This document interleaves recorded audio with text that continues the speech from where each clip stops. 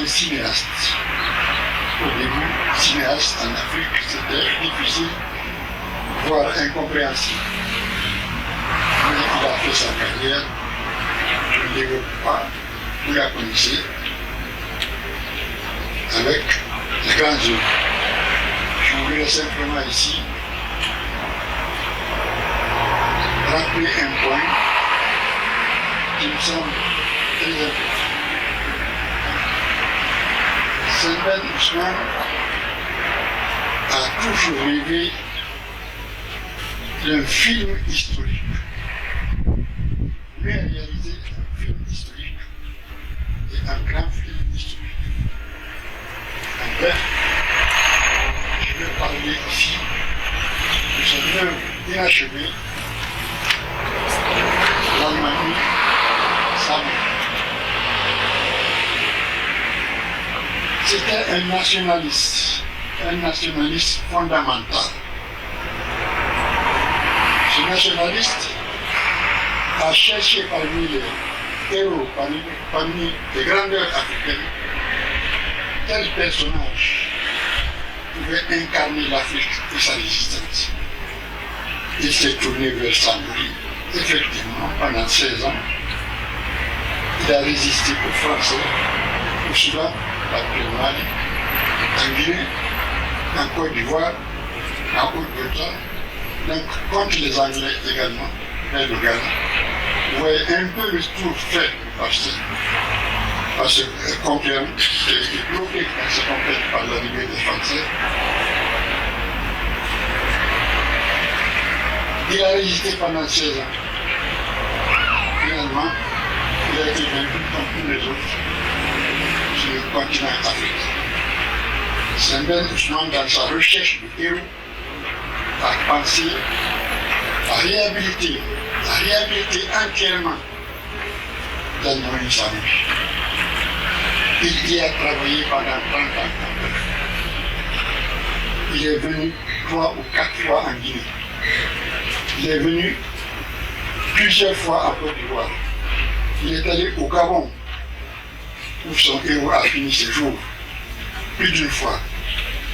En bref, ici et là, il avait suffisamment de documentation et nous venons d'avoir la publication d'une œuvre immense de Yves Peston chez Daniel Samori. Une œuvre monumentale qui a ratissé l'histoire de Samori en récoltant des traditions orales un peu partout où il est passé. Bref, il a fait appel à moi en tant qu'historien, puisque je suis historien pour commencer. Je l'ai vu venir un beau matin chez moi, à Dakar, avenue du Cuba. Il dit, qu'est-ce qui t'amène de si bon matin? Il dit, je viens pour ton travail. Et nous avons effectivement commencé le travail. Moi, historien, lui, connaisseur d'ici. J'ai commencé ce travail qui a duré des années. Nous sommes restés 10 ans ensemble à Dakar ici. En bref, ce film n'a pas été réalisé. Mais le scénario a été entièrement fait. Et il m'avait demandé de bien vouloir traduire son œuvre en malinké, parce qu'il veut que son œuvre soit jouée dans la langue authentique de sa mort. Je me suis mis à l'œuvre, j'ai traduit entièrement le scénario.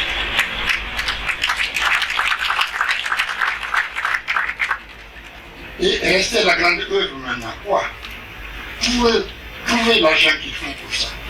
Il voulait un film exceptionnel de 3 heures de temps pour rendre compte véritablement de la grandeur de sa mort. Naturellement, ce n'est pas une petite affaire de trouver des fonds. Sans entrer dans les détails, il n'a pas pu réunir tous les fonds. Et loin de là, Le budget réuni était dérisoire pour ce qu'il voulait faire. Il comptait que 300 milliards de francs CFA. Le film n'a pas été réalisé.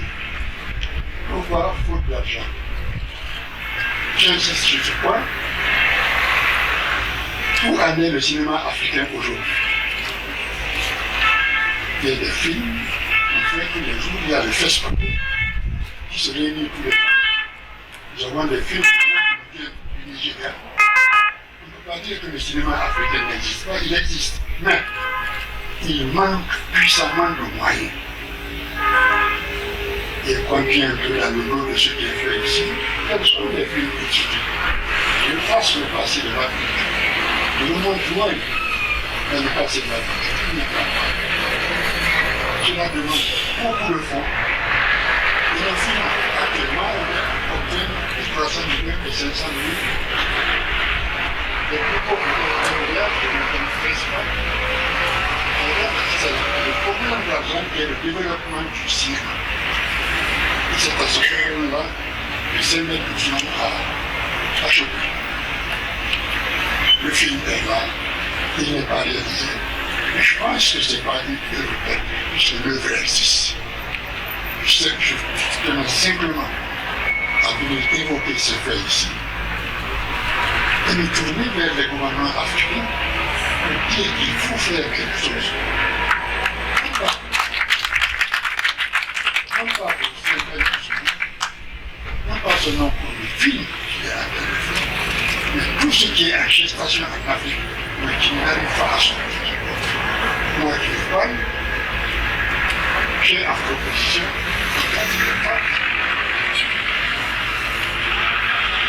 un accord avec chaque Américain, un accord avec un groupe d'intellectuels. Nous voulons réaliser une fresque historique sur la chasse de l'État. C'était très long, mais je veux que ça aille. Je dis un peu, tout simplement. C'est une constitution africaine réalisée depuis 1236. Et ce répond, le faire de cela est spectacle.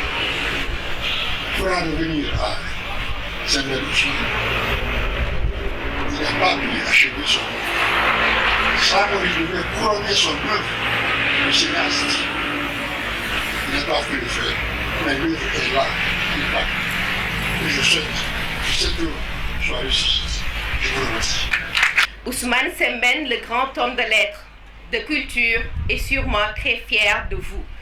Se battre pour la culture est un combat de tous les jours, un combat quotidien. Et cela demande beaucoup d'engagement, beaucoup de courage et beaucoup d'abnégation pour espérer un jour voir un résultat, parfois au bout de plusieurs années de dur labeur. Alors, merci à toutes, merci à tous pour votre courage, votre engagement. Que le bon Dieu vous garde et en bonne santé et en paix. Aujourd'hui, pour ce qui me concerne, c'est un retour en terre natale. Ici, je suis née. Ici, j'ai fait mes premiers pas à l'école de la cité Maurice Pilot. Ici, j'ai découvert les premières leçons de la vie avec mes grands-mères Aïssa Taba et Fatoumata Diallo. Madame la directrice, chers invités, vous excuserez sûrement mon émotion, tout de même normale, pour l'honneur que vous me faites et par certains regards que je croise aujourd'hui. Certains m'ont vu naître et grandir, je les ai vus aussi par d'autres, je les reconnais au visage. D'autres me sont familiers par la magie de l'écriture et de l'image.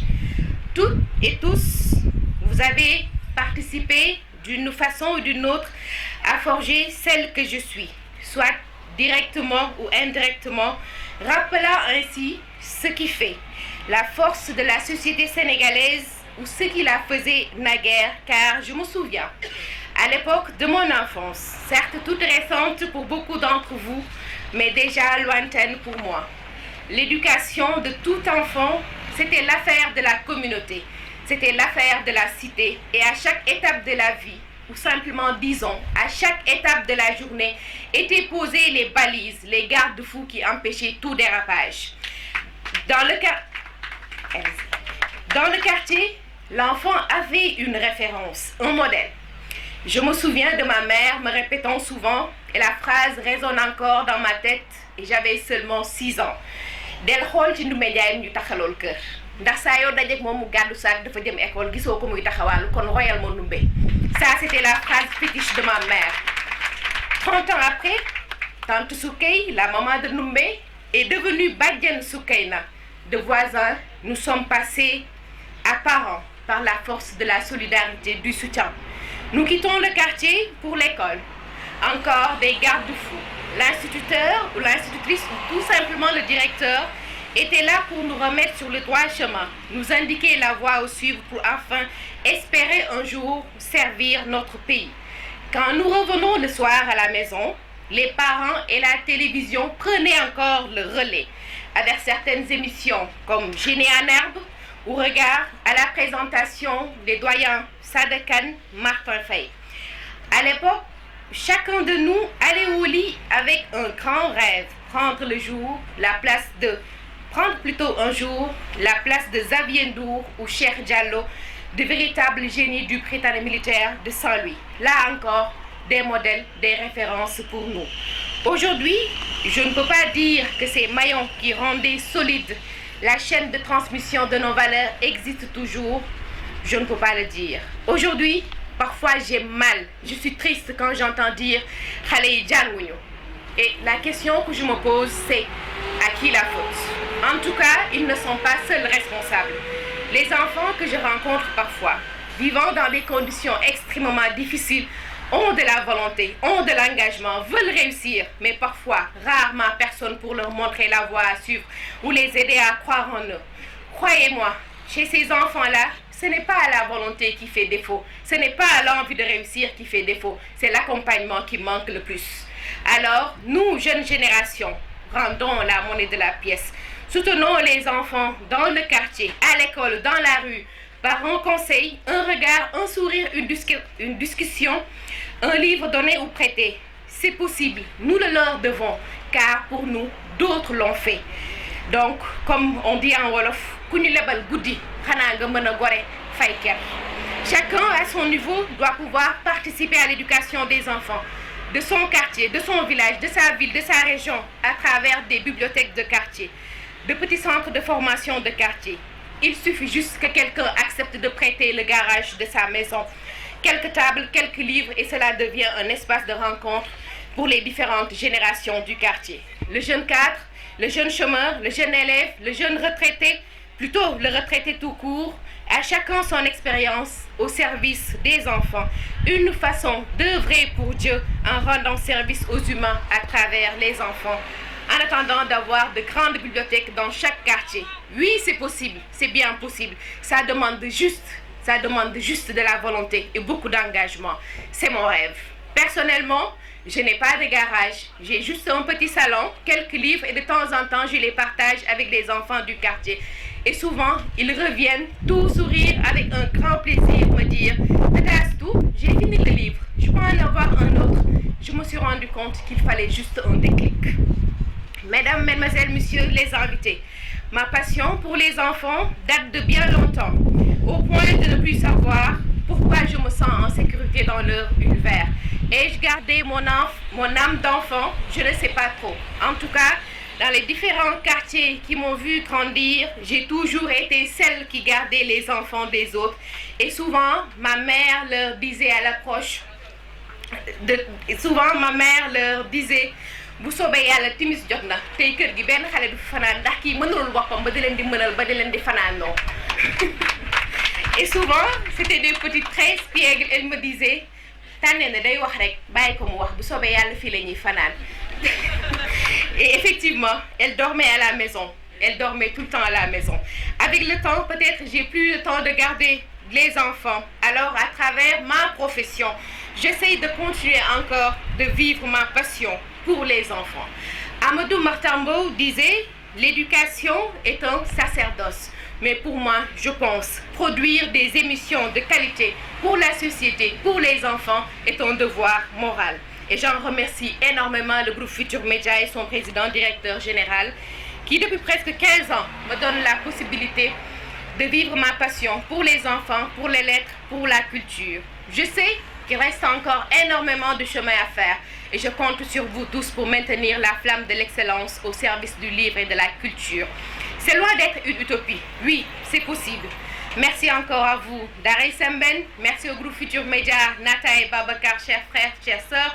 Merci à tous ces êtres chers qui me maintiennent debout et en vie.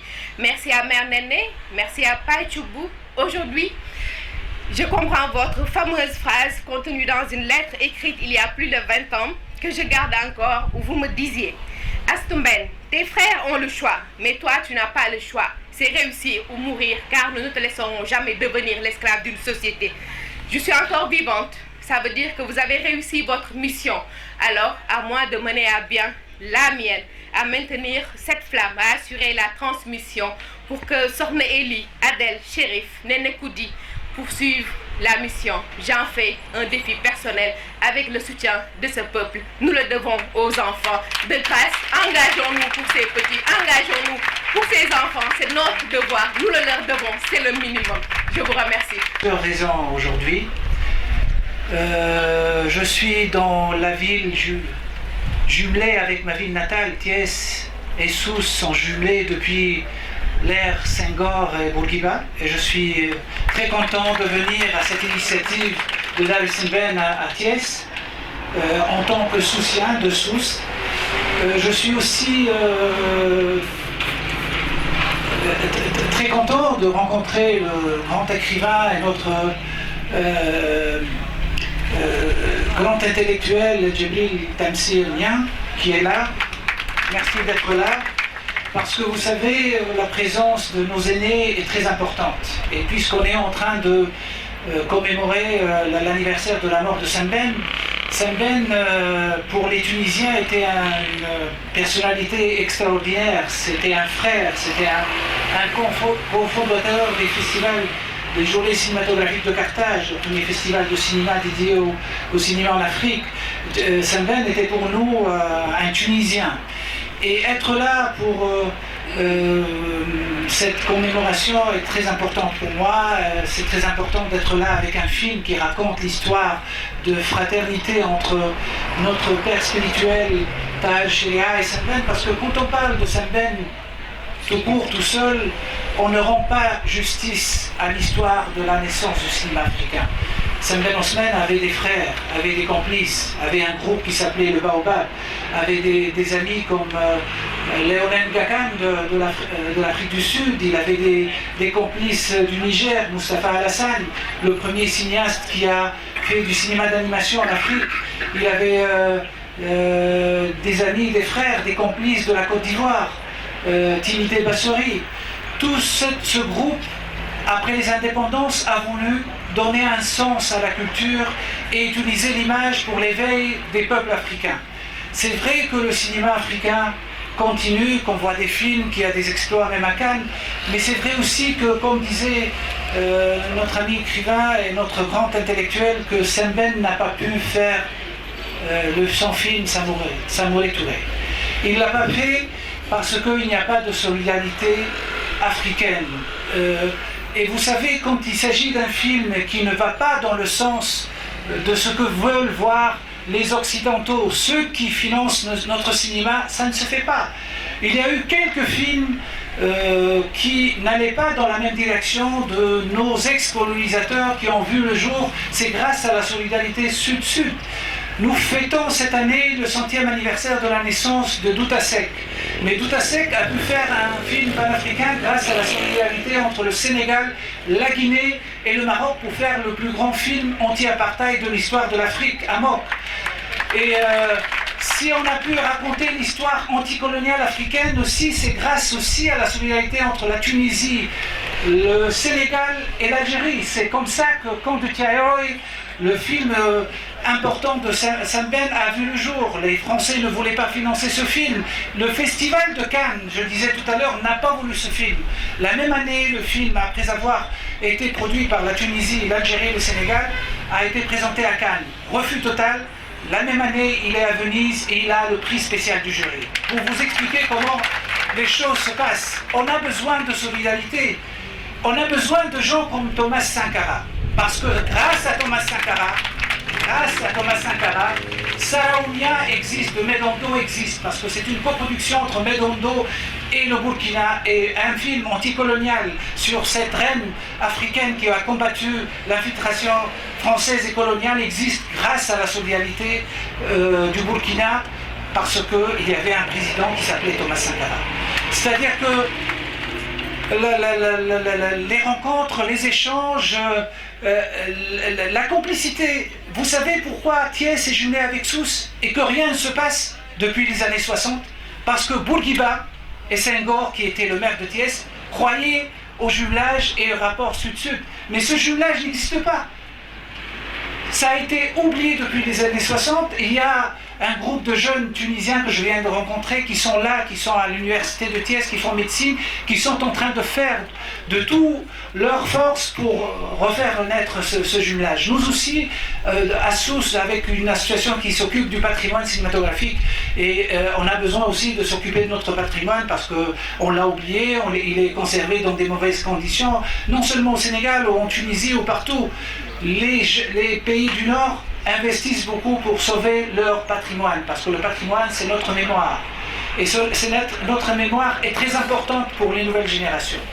Et nous aussi, à Sousse, on est en train de se battre comme société civile pour faire renaître ce jumelage. C'est un jumelage symbolique, c'est un jumelage qui est important pour nous, panafricanistes. Et c'est pour ça que cette année, avec le soutien de Sohail Bembak, le réalisateur de Amok, il y aura l'anniversaire de Doutasek à Sousse à travers la projection de ce film Amok qui a réuni avec Doutasek des grands acteurs du cinéma africain. Il y avait Miriam Makeba dedans, il y avait Robert Leonsold qui est un cinéaste des Caraïbes. Et cette occasion de la commémoration de Saint-Ben est très importante. Moi, j'espère que ce public va avoir le temps de venir cet après-midi pour voir le film que j'ai fait, qui s'appelle Tahal Shria, à l'ombre du Baobab. Et l'ombre du Baobab, parce que le Baobab était formé par des pionniers du cinéma en Afrique, de tous les pays africains, de la Tunisie, du Sénégal, du Niger et de la Côte d'Ivoire, d'Afrique du Sud, comme je disais tout à l'heure, et ce sont eux qui nous ont ouvert le chemin du panafricanisme. Ils nous ont appris à s'intéresser à un rapport d'échange nord-sud du Sahara. Nous, Tunisiens, comme le dit Saint-Ben et comme le disait Tahal Shria, on regarde surtout vers le nord de la Méditerranée, et les gens d'Afrique, les Africains du sud du Sahara, regardent eux-mêmes vers l'Amérique ou vers le sud, le nord de la Méditerranée. Il faut que ça cesse, il faut qu'on se regarde dans les yeux et on essaye d'avancer ensemble, parce que dans la solidarité panafricaine, c'est le salut des nouvelles générations. Merci.